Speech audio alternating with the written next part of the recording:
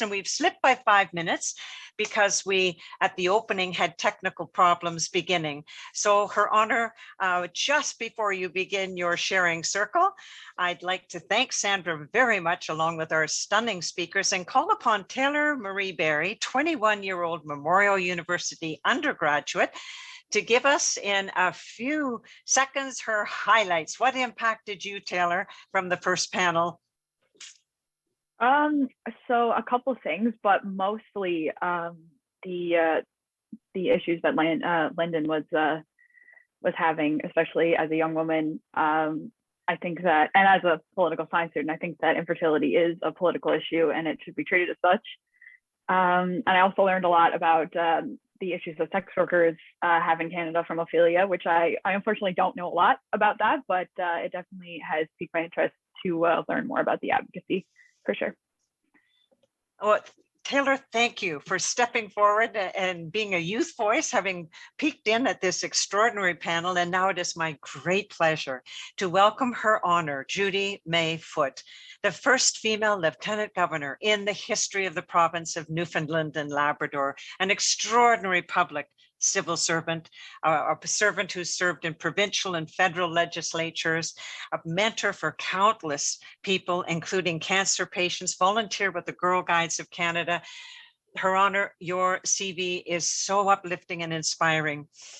It was you, by the way, that suggested the terminology sharing circle. So Ruth Chen, our IT champion, now a pre-medical student in Alberta, will bring up all of our panelists onto screen to have you conduct a sharing circle of the top recommendations from each of the panelists. Over to you, Her Honor, with our great privilege and excitement at introducing you. Well, thank you, Betsy. And it's a real pleasure for me to join you for this sharing circle. And I chose sharing circle because we're so used to the terminology roundtable. For me, it just kind of relates to the old boys club. And I think what we really need to be focused on is sharing ideas, which we're doing today. And when I talk about circles, we all know that in the Indigenous language, circles mean healing. And I'd just like to reference where we are today with the discovery of the 215 bodies in BC. Sad indeed, and it's been difficult for all of us, but especially for the Indigenous community. But I want to have each of you who've given so much of your experience and knowledge and shared it with us in the sharing circle. I want each of you to speak to, in 45 seconds, which is not a long time, your top priority, what you really want us to take away from your presentation. So we could start with Nicola.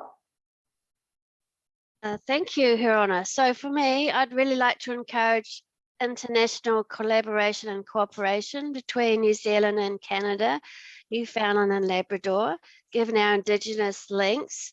I'd also like to encourage and prioritise analysis of solutions for Indigenous women and girls, given the compounded impact of COVID, and really encourage the collection of data. There's not enough about Indigenous women and girls, and so often we have Indigenous data as one lump, and there's no gendered analysis at all. Thank you. All right. Chenya, you want to expand on or give us your priority coming out of the information you shared with us, please? Thank you.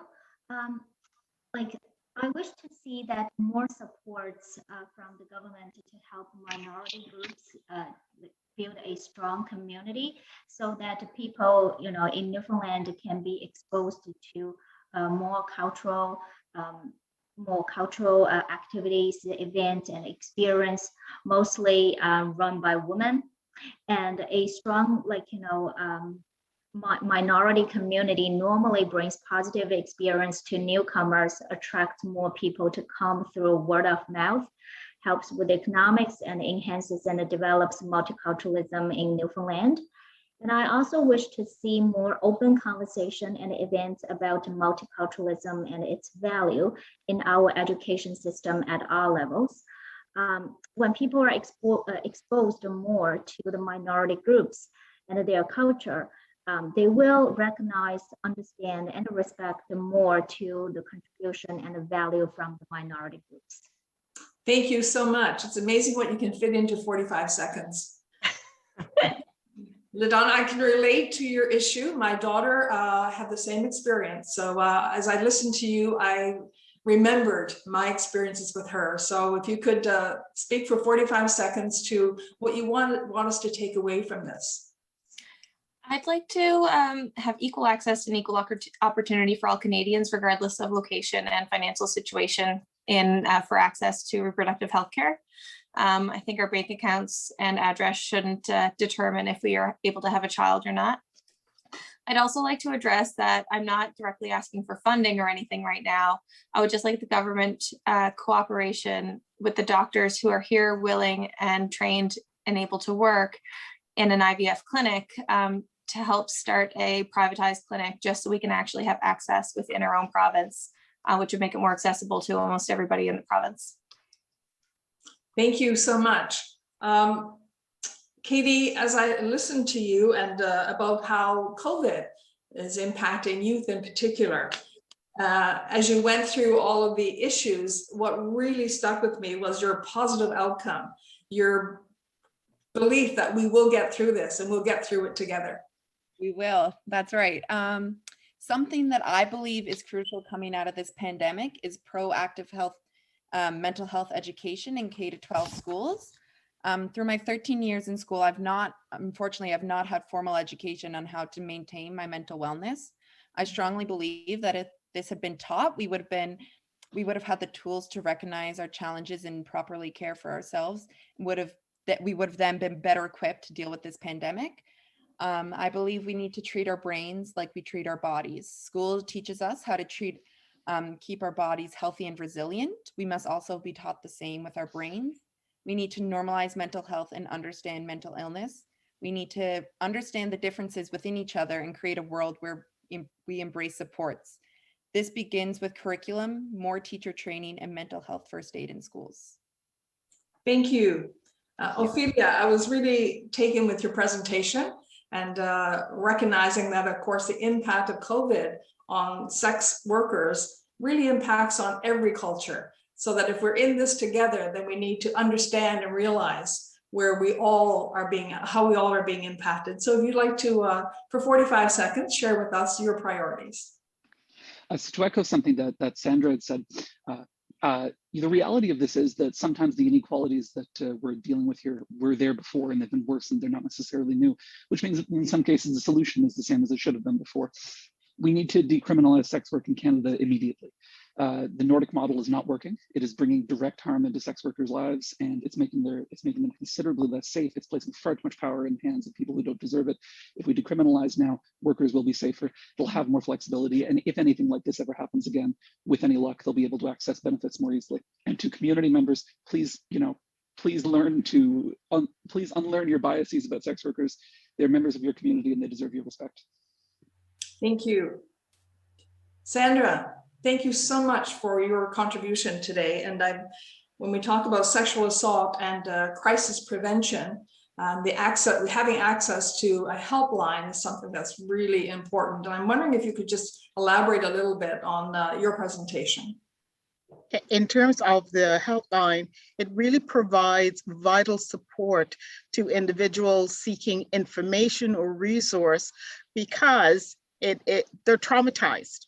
And I think one of the things we've learned about trauma, it's not necessarily what you see on TV, that really it takes time and people need to process it, and that there are usually significant mental health issues. So in terms of moving forward, I think increasing the dedicated funds for mental health is so vital.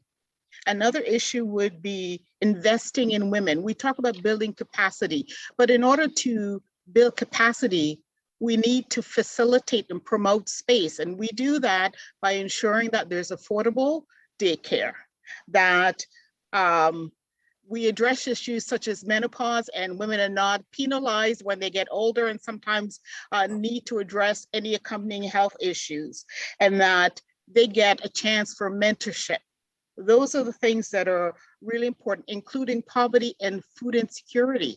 All those things, if we address them, I think leads then to an opening of opportunities for women as we talk about moving forward and gaining equity.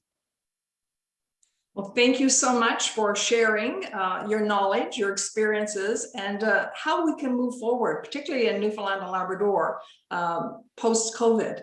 And I think it's going to be really important for us to make sure that we are pulling together. So thank you so much for sharing in 45 seconds so much of your knowledge and letting us know how you think we should move forward, because that's really important. And that's what sharing circles are all about.